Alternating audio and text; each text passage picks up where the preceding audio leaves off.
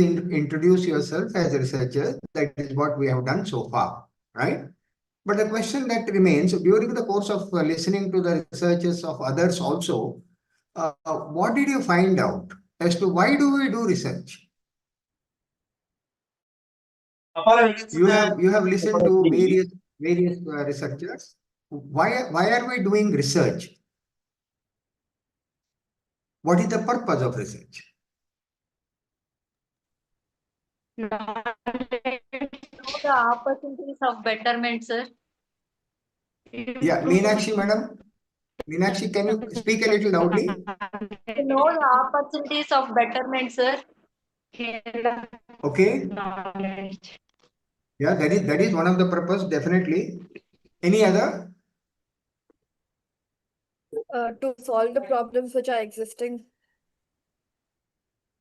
Yeah. To solve the problems which are existing. Okay, I think it is Suvedita madam has said that. Yes, sir. Yeah, correct.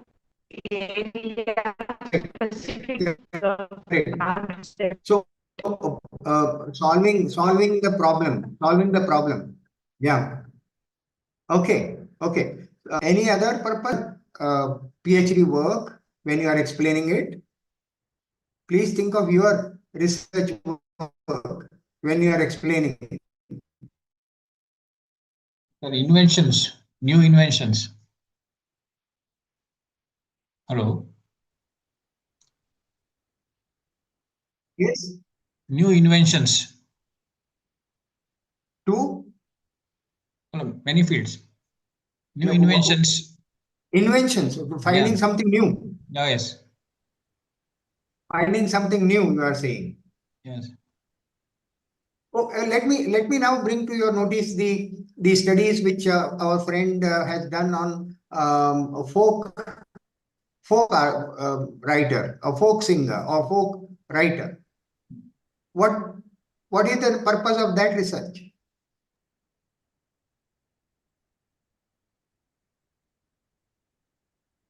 What is the purpose of that research?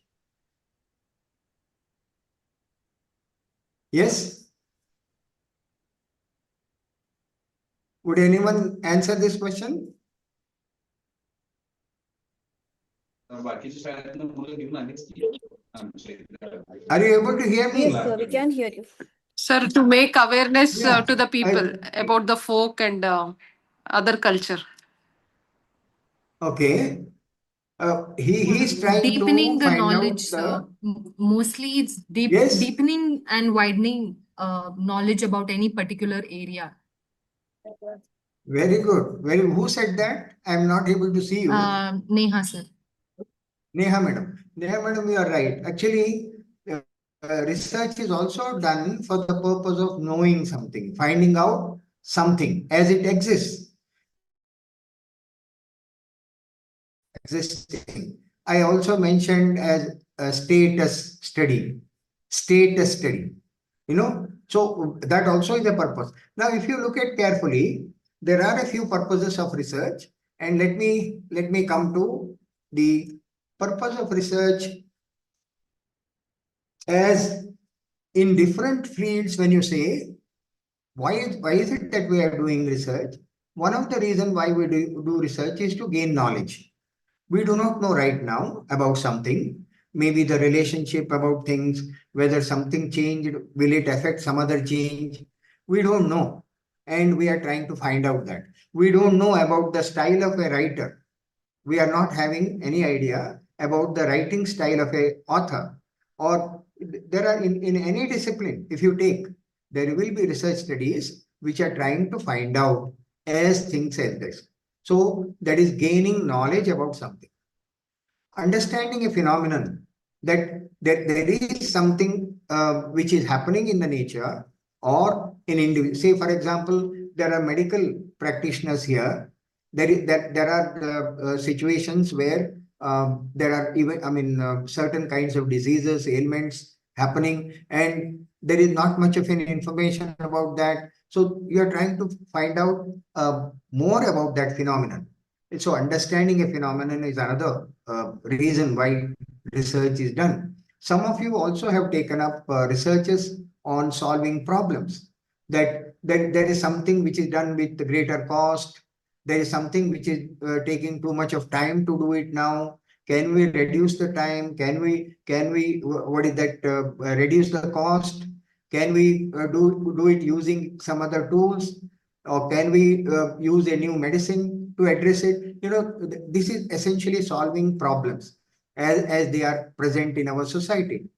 Developing generalizations and theories.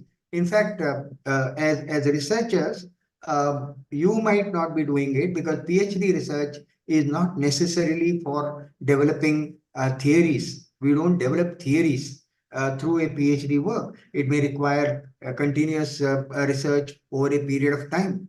Every discipline has theories, but these theories were actually developed by those people who did research on a continuous basis, whereas PhD research is done for a shorter duration of time. Hence, the time required to develop theories, etc., might not be there, but you are definitely trying to develop generalizations. Generalizations are developed even in PhD researches, and that is what is possible in studies such as those which you have mentioned.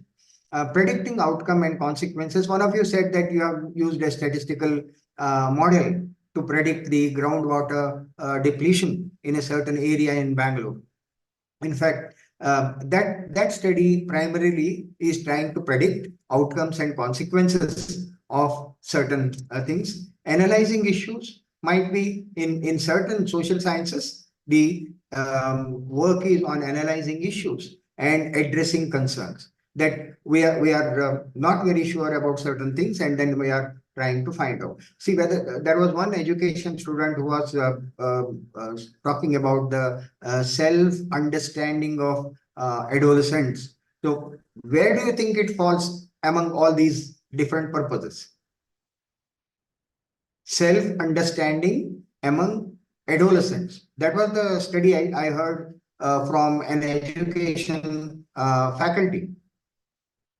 Where do you think it will be now of all these?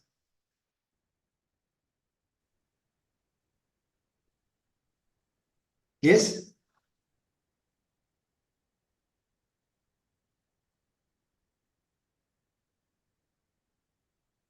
Am I Addressing audible? concerns. Yeah? Addressing Parvati madam? concerns. Addressing concerns? Yes. What is the concern there? Actually, self-understanding of among adolescents. Are they able to understand themselves or not? That might be the study. Or the extent to which they can understand themselves might be the study. So what are you trying to find out? Why that research is undertaken? Which of these purposes will be met?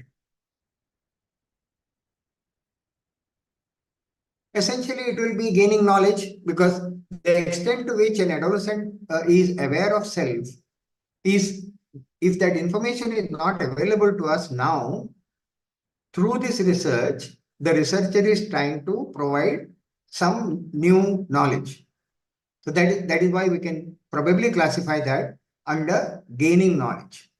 Possibly. I don't know completely that study. So in my, whatever I heard, I feel it is gaining knowledge. Let me proceed further. Should it always be a problem? This is something which, in most of the situations we say that what is your research problem? Or we are also calling it research topic of research, etc. And what really it should be, a research problem is a statement related to probably an area of concern, a condition to be improved. There were studies from chemistry, there were also studies from medicine. We can say that those studies are trying to improve the condition as it exists as on now, or a difficulty to be eliminated. There was somebody who was talking about designing. There is a difficulty that exists, and that difficulty can be eliminated probably from that study, or a troubling question that exists in scholarly literature, in theory, or in practice. All these can be even in substance, that is content form, as well as the method or the methodology. So this is broadly the kind of purpose with which we conduct research. Now, when we say that research is creating knowledge, that research creates knowledge about how to solve something, knowledge about why something exists, knowledge about probably how to create something new. Whatever it is, we are talking about knowledge. When we say, I know, I was not knowing, I know. What is it that we mean actually? When I say, I know, what do I mean? What do I mean by that?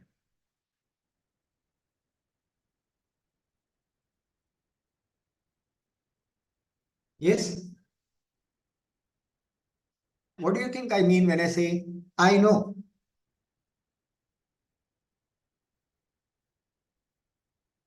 Dakshinamurthy sir. You're aware of that particular. Okay? Hmm.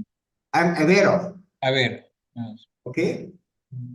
Is essentially awareness that you are. I know can be actually looked at from different angles. Rennie in 1999 has given a different perspective. He has given a perspective to understand this question. I know. I know consists of I know why. I know why. Scientific knowledge of the principles and laws of the nature. Why something is happening. Why a certain phenomenon is taking place.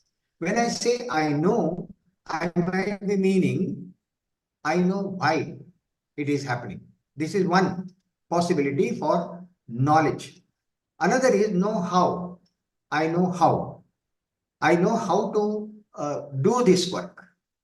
I know how to extract something from a certain plant, for example. Essentially it is skills or capability. When I say I know, I may be actually telling that I know how to do it. It is different from I know why. I know how to do it.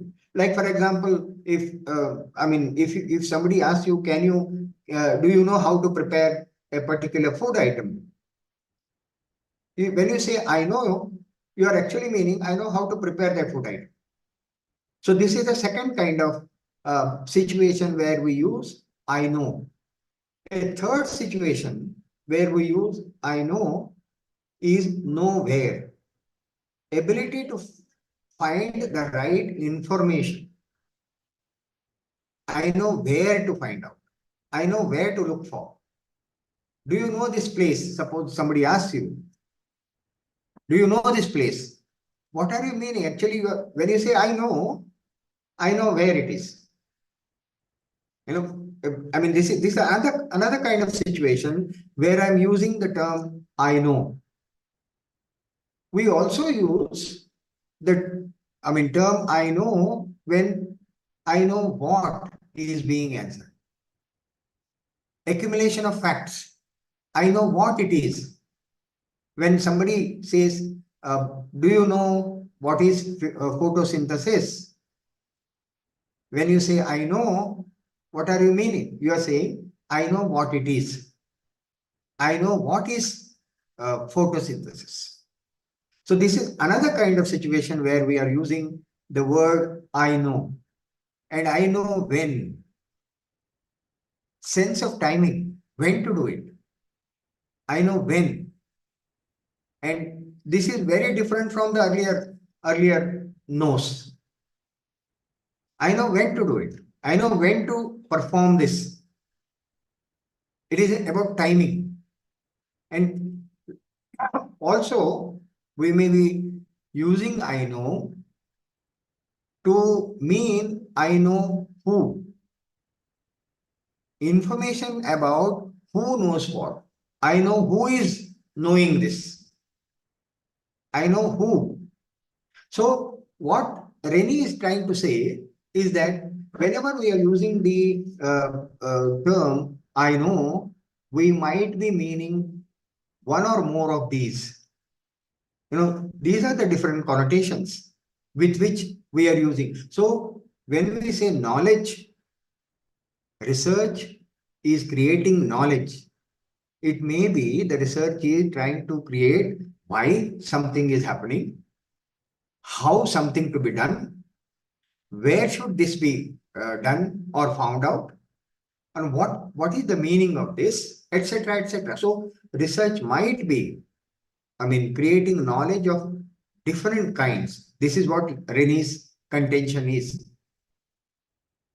So when you look at the same issue, Baker identifies 5 different categories of knowledge.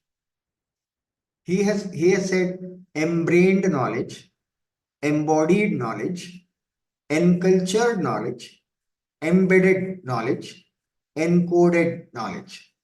If you look at different disciplines, actually are containing different kinds of knowledge.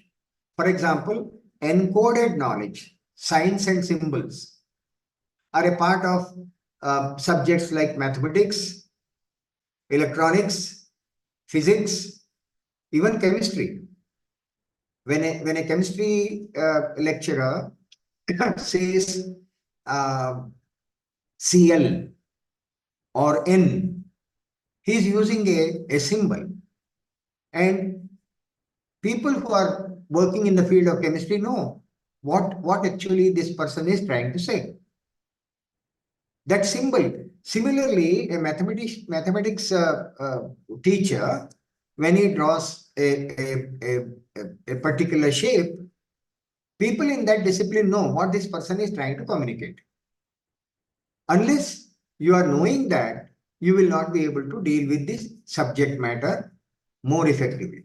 So there are different kinds of, for example, conceptual skills and abilities, embrained knowledge, which is there in our mind, that we have acquired over a period of time through our studies, that is embrained in our. So this is another way of looking at knowledge. There is another classification of knowledge, which is public versus personal knowledge.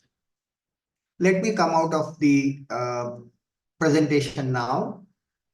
I said knowledge also can be classified as public versus, what is the other one?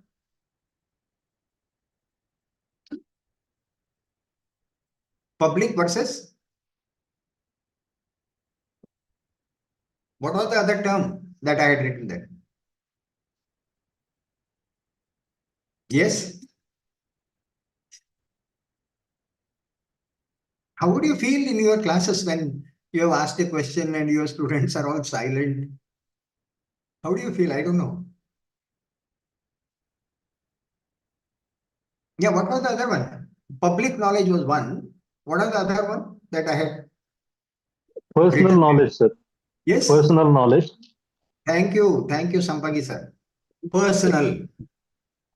How do you, what do you think it means, these two terms? Public knowledge and personal knowledge.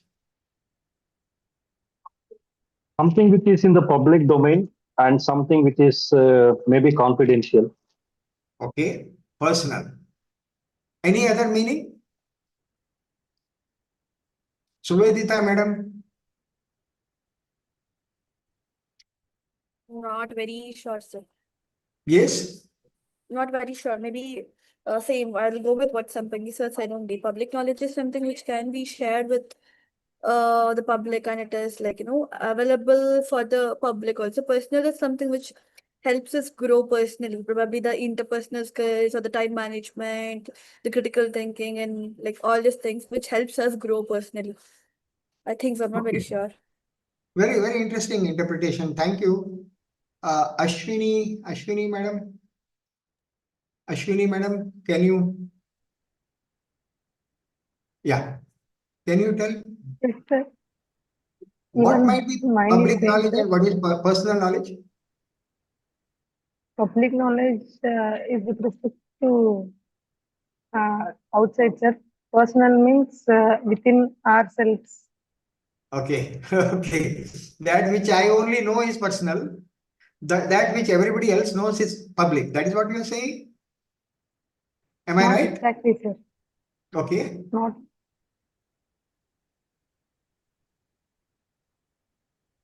It doesn't matter what, see what comes to your mind first when you listen to these two terms, public and personal.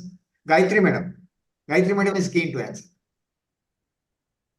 Yes. Sir, which can be expressed freely Is public, to everyone, I feel is it's public.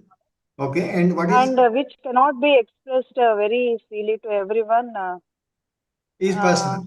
means we cannot share everything. That I Yeah. feel personal, sir. Yeah, true. I think Ashwini madam also was more or less saying the same thing. See, something which I cannot share, it is too personal for me. That may be an information I can't share with somebody. It is too personal for me. Yeah, that is. But I'm actually asking this question from the point of view of research. Sir, maybe So- to add When on, we say research and yeah. So Sir, Suvedita madam, you were saying something. yes, sir. Maybe to add on, I feel public knowledge is something which we already it is known to the public, and personal could be something which we gain from the experience. Like it could be by doing Okay. something on our own. Very good. Sir- Very good. You are almost there. You are almost there actually. But see, personal knowledge and public knowledge. Let me give you two statements. Please tell me which statement means public knowledge, which statement means personal knowledge. Okay? Is that okay? yes, sir. Yes, sir. Yeah, yeah. The first statement is plant takes oxygen to during the process of photosynthesis. Plant takes oxygen or carbon dioxide? It's Oxygen. carbon Yes. carbon Carbon dioxide. dioxide. I was just waiting. I was just waiting that you Giving will correct me. oxygen. Giving Yeah. oxygen. For preparing Yes. photosynthesis, which Public knowledge. yeah. That is Okay. public knowledge. It is public knowledge. Good, Yeah. good, Yes. good. I saw a ghost yesterday. That is a Personal personal. knowledge. Personal. It is personal knowledge. Yeah. Now you have tried to understand. See, if research is creation of knowledge, and if knowledge is a statement, it can be stated, then the statements which are actually personal, they have not undergone certain process. Whereas the statements which are public, they have undergone a certain process. What is that process? Personal knowledge has not undergone that process, whereas public knowledge has undergone that process. What is that process?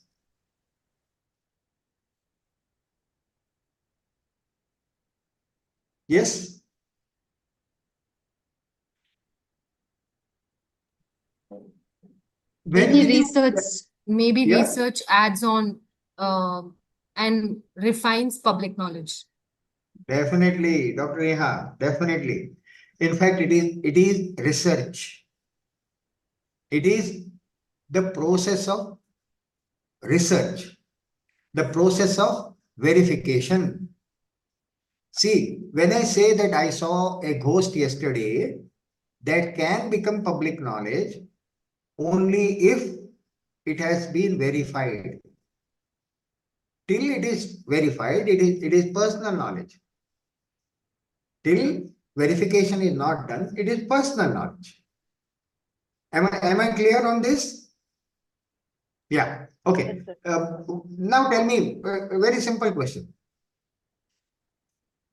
See, we are teaching so many things in our subjects, so many concepts, so many laws, so many theories, etc. We are teaching so many, and there are textbooks also available. There is curriculum which we teach. Which knowledge is a part of the curriculum? Is it public knowledge or personal knowledge? Public. Public knowledge. Public Public knowledge. knowledge. Yes, yes. That means only after verification, a knowledge becomes public, and we teach only public knowledge. Public knowledge. Only public knowledge. Please remember this. Whatever syllabus, whatever curriculum we are preparing, whatever teaching we are doing in our classes, they are essentially public knowledge. All that we teach have been verified. All that we teach have undergone the process of verification. Okay, let me now come back to my presentation quickly and continue from where I had stopped. Yeah. This is the public and personal knowledge that we have. The other one I said is verified versus tacit knowledge. Verified versus tacit. See, verified knowledge, as I told you, that you have found it to be true. The process of verification. In sciences, we call that as scientific method or the process of science, right? So that method is employed to verify something. Whereas tacit knowledge, this is another classification. This was given by a philosopher by name Polanyi. Polanyi classified knowledge into verified and tacit knowledge. Tacit knowledge is, I know how to do it, but I cannot explain. In I don't know the theory, but I know how to do it. This is possible. That means that there is something which I can do, but I have no way of explaining it theoretically. I cannot explain theoretically. Many of you would have seen this. If you go to a garage, there would be this person who is dealing with your vehicle. He is not a BE pass. He has not done a BE automobile engineering, but he has learned some things, how to do something. So that person who is dealing with your vehicle, who doesn't have a BE degree, possesses tacit knowledge. He has tacit knowledge. He knows how to fix things. But if you ask him to explain what is the theory behind it, why these things happen, I don't think he will be able to explain. So this is another classification of knowledge. Now, tell me whether this statement is representing a public knowledge or private knowledge, personal knowledge. The color of a crow is both black and white. That's public knowledge. Public, Personal. personal. Who said personal? Who said public? Personal only. Personal. Why? Personal, sir. Why personal? It is personal. Individual person not verified. No. Color of a crow is both black and white. Why is it personal knowledge? Why not public? Because the color of the crow is black. Black That is only. accepted knowledge, accepted by Very public. good. Very good, Parvati madam. Very good, very good. In fact, we know that the color of a crow is black. But, some years back in Bombay, they had reported finding an albino crow. An albino crow, many of the biologists would know, is a white crow. But everybody has not seen it. Only those people who saw that white crow, they will say, yeah, the color of crow can be both black as well as white. It has not become public knowledge yet. It is personal knowledge for Personal them. knowledge. So that is the reason why we can consider that as the direction in which sun rises is east. Public knowledge. Personal. Public Public knowledge. knowledge. Public. Yeah, it is Public public knowledge. knowledge because everyone knows that the direction in which sun rises is east, and you can also verify it. You can verify whether it is true, the statement is true or not. I have seen a ghost yesterday. I told you it is personal. All human beings are basically good. Is it public knowledge or personal knowledge? Public knowledge, sir. Yes, Personal. Personal. personal It is knowledge. a Yes. personal knowledge. Yeah, basically, because you are a good person, you are also thinking that all human beings are basically good. You know, it is a personal knowledge. Everyone may not agree with this statement. Let me come back to the types of knowledge as shown in this. Types of knowledge can be classified in so many ways. We can classify knowledge as declarative knowledge, explicit knowledge, implicit knowledge, tacit knowledge, a priori knowledge, or a posteriori knowledge. Please remember that research, if it is creation of knowledge, then we also must know that knowledge can also be classified in so many ways. There can be so many different types of knowledge. Declarative knowledge has three major types. Factual knowledge. For example, recalling the names and dates of important battles, or you can remember who directed which movie, which is a fact. The factual knowledge is a declarative knowledge. This is one type of declarative knowledge. Another type of declarative knowledge is conceptual knowledge. For example, you learn that plants use sunlight to turn carbon dioxide and water into food and oxygen. And the technical terms of a discipline are all concepts. The technical terms. See, every discipline has a vocabulary of its own. If two doctors are speaking, medical practitioners are speaking to each other, they would use certain vocabulary which a person who is not familiar with medical knowledge will understand. It is something like, if I don't know English, if two people are speaking in English, I will not understand what they are speaking. Every discipline has its own technical knowledge, what you call as technical terms. And that technical term is nothing but conceptual knowledge. You all must be knowing what is a concept. What is a concept? Yes. What do you mean by a concept?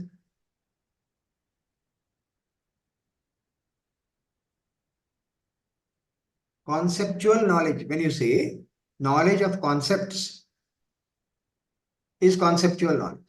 But what is a concept? Can you give me an example? Dr. Rima? Basic understanding of a subject or about a particular thing. Okay. That is a concept. Based on that, whatever the knowledge we have on that particular different Yeah. kind of things, that is called concept. And that Okay. knowledge gaining is called concept. Can you give me one example of a concept? Like So, for for example, example, understanding digestion, photosynthesis. for example. Yeah, Neha madam is speaking. Yeah. Like for example, you mentioned about photosynthesis, like understanding Yeah, the good, concept good, in good, depth. good. Photosynthesis is a concept. In fact, people who know biology can know the meaning of this word. Basically, it is a word.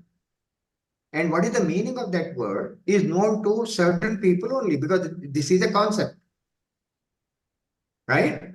If you look at this statement itself, there are so many concepts: carbon dioxide, water, oxygen. They're all concepts. But concepts are actually learned in a certain way, created in a certain terminologies. In fact, names are given to certain phenomena that becomes a concept. Certain things when we observe new, and that has to be named, especially in sciences, you will find it. You know, an astronomer would have found a new star, a new, what is that, galaxy. And nobody knows what is the name of that galaxy, right? And that astronomer will name that. A name will be given to that. And all these elements, for example, radium, thorium, potassium, all these elements, the names were given. And please remember, if you have to think of a concept, concept has certain properties. Only then it becomes a concept. A concept has a name, a concept has examples, a concept has attributes, that is characteristics, and the concept has attribute values. If you look at it carefully, suppose I ask you the concept table, right? All of you know what is a table, right? And when you teach in your class, for example, you have taught about photosynthesis. How do you know whether your students have this concept or not? What will you do? You will ask them, okay, can you tell me what is photosynthesis? Or you may ask in the class, please define what is photosynthesis. And if your student is able to define, then you know, yeah, this concept is known to this student. Right? Am I right or no? Yes. Is that okay? Yes, sir. Yes, sir. Yes, sir. Yes. Yeah. Okay. Now I will ask you one simple question. All of you have known the concept table, correct? You know the concept table? Yes. Table. Yes. Yes. You know the concept table or not?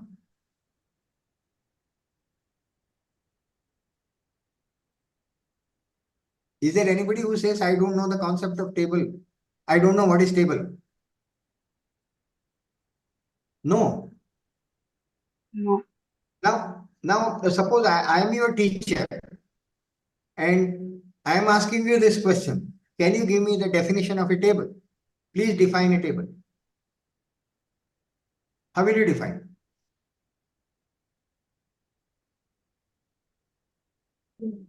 How will you define a table? Yes?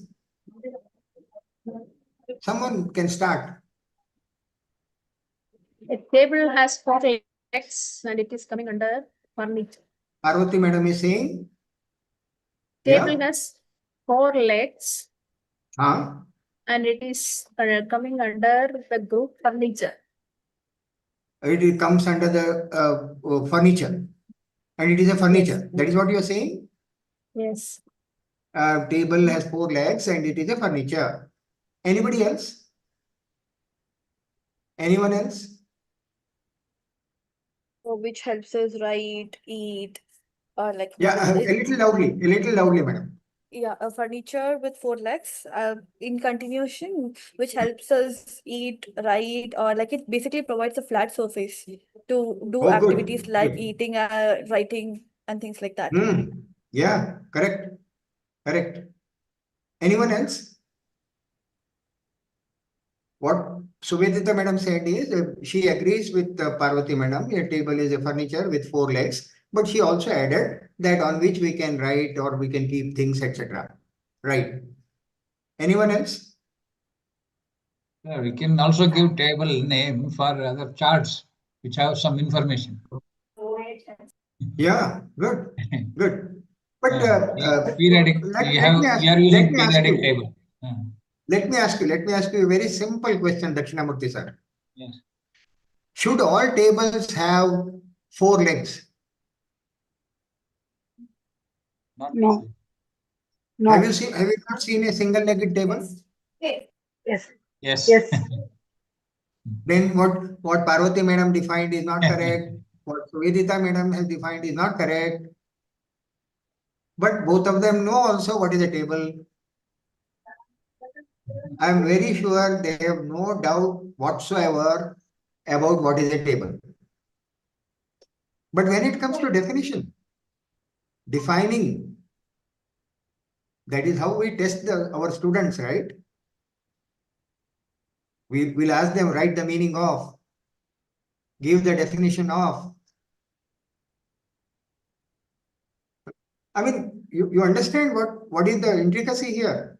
A concept actually has to be learned in a certain way. That is the reason why. Suppose I was showing some pictures of table, chair, window and asking Suvedita madam or Parvati madam to please show me which one of them is a table. Do you think they will make any mistake? They will not make any mistake. They will show correctly which one is the table. That is what will happen. Correct? So please, as teachers, we must know when we teach concepts, how concepts are learned. How do students learn concepts?